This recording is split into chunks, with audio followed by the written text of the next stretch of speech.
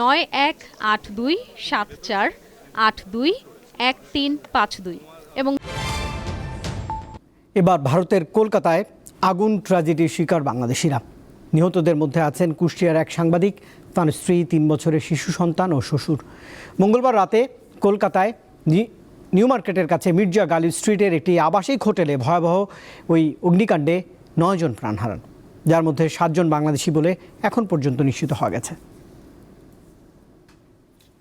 চিকিৎসার জন্য 15 দিন আগে পরিবার সহ ভারতে গিয়েছিলেন কুষ্টিয়া শহরের আড়ুয়াপাড়ার দেবাশিস দত্ত। কলকাতা থেকে বুধবার দেশে ফেরার কথা ছিল তাদের, কিন্তু হোটেলে ভয়াবহ অগ্নিকাণ্ডে না ফেরার দেশে চলে গেলেন পরিবার সহ।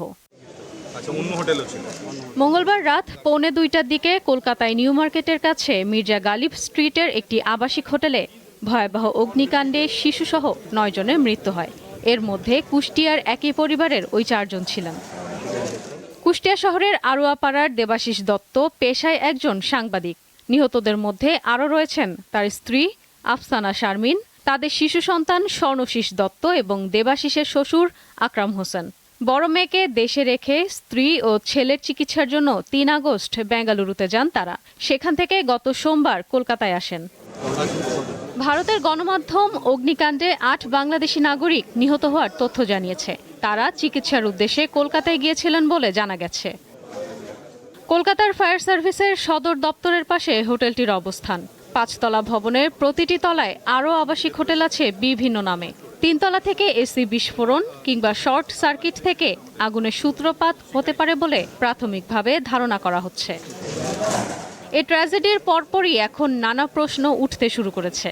শুধু আগুন কিভাবে লেগেছে তা নিয়েই নয়, বরং ঘুমন্ত অতিথিতে ভরপুর একটি ভবন থেকে বের হওয়া কেন এত কঠিন ছিল তা নিয়েও তৈরি হয়েছে বড় জিজ্ঞাসা।